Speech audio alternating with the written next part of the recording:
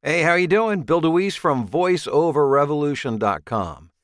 There are too many voiceover talent, too many voice actors, voice artists, and there aren't enough jobs to go around. That's my Home Alone look of desperation, in case you were wondering. So what is a person to do who wants to get into voiceovers? Well, first of all, let's break all of that down and let's separate fact from fiction. And the reason I bring this up is because I occasionally will receive an email to that effect. Oh, I would love to get into voiceover, but wow, it's just so oversaturated.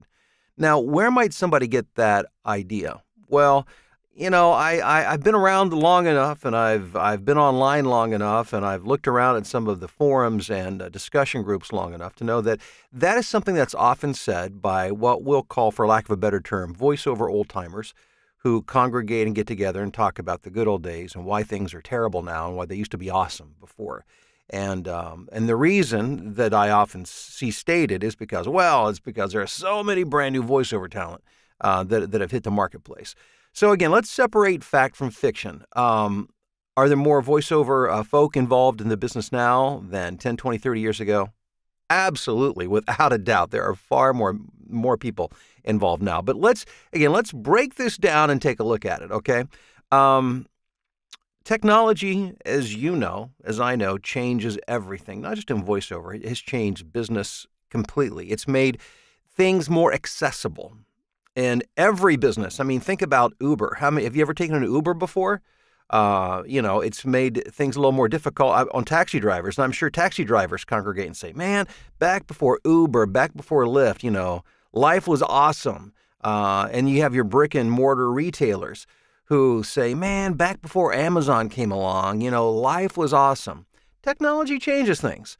And yes, it's more accessible. Technology is cheaper. Microphones, good microphones and studios and equipment, it's cheaper to make. So are more people going to hang a shingle, figuratively speaking, outside their office saying, hey, I'm a voiceover talent? Yeah.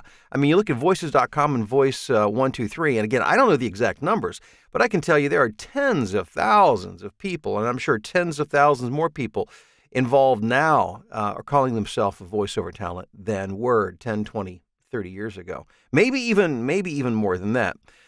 But first of all, let's take a look at fact number one, and that is that a large number of those people are not what I would call competitive voiceover talent. And I know this by I speak to clients. I'm always curious to get feedback from clients, especially who use these online casting platforms. And I remember talking to one client once who gave me a specific number, and he said about 20% of the auditions that he gets, he would consider to be competitive.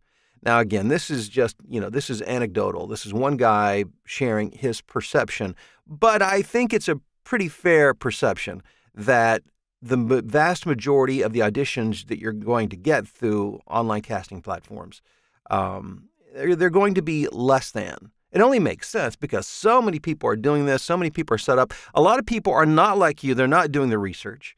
They're not figuring out exactly how to create, number one, quality audio. Number two, how to audition competitively. So the perception is there's tons of people, which is right, there are. But the misperception is that there are tons of competitive people.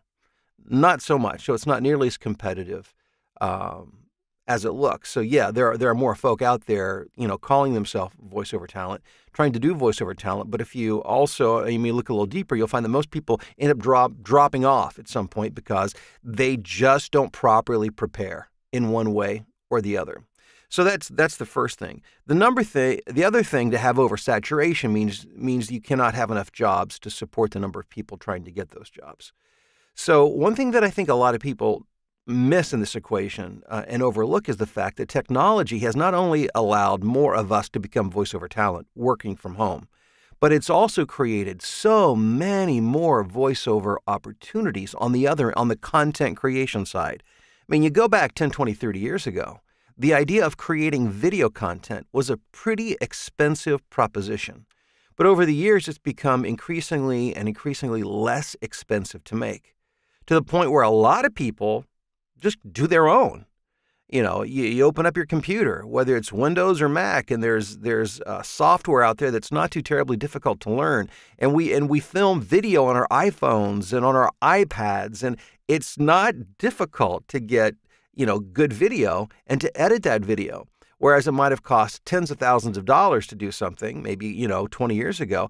Now you can do it literally on your telephone or on your pad device and on your laptop computer.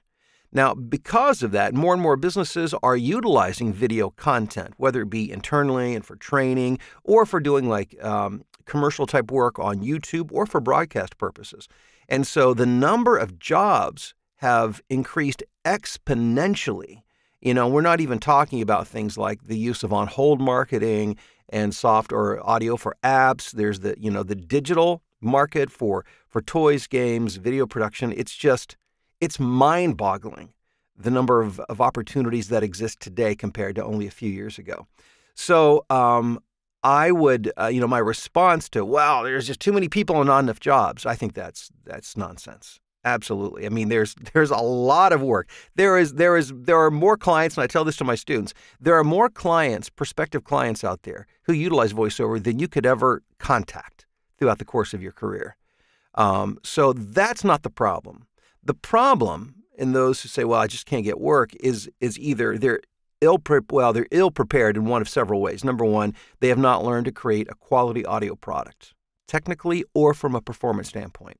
And the other thing is they just don't understand how to market themselves, especially in this, this new economy, this gig economy, where we're utilizing online platforms and online marketing to reach our intended audiences. It's not the same thing that it was 10, 20, 30 years ago. And for those who are willing to accept that and to learn the newer strategies, then you can do very well in voiceover, as I can attest, and many, many of the students that I work with. So I do wish you great success, and I just want to encourage you that, when you hear people say that, just step back a second and think about it and look at the facts, not the emotion behind it. I mean, I understand people are upset because it doesn't work the way it used to. I get it. I mean, it's not just voiceover. The world works that way. Everything's changed, The only thing constant is change. It's not what it used to be. Nothing is what it used to be. So learn what it is and learn to work within the context of what is and make it happen and work for you. Thanks for checking out the video. If you like it, give it a thumbs up. If you don't, hey, there's always a couple who don't.